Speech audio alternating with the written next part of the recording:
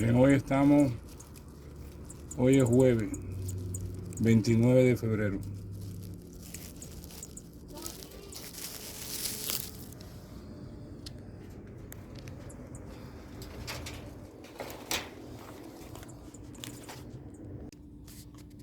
Miren, señores, gusano de la harina. Ya la tomeguina tiene pichones. Ahora mismo lo acabé de revisar. Voy a ponerle los gusanos de la harina. Ella misma me avisa cuando tiene pichones, porque se desespera para que yo le dé los gusanos. Viene a donde estoy yo.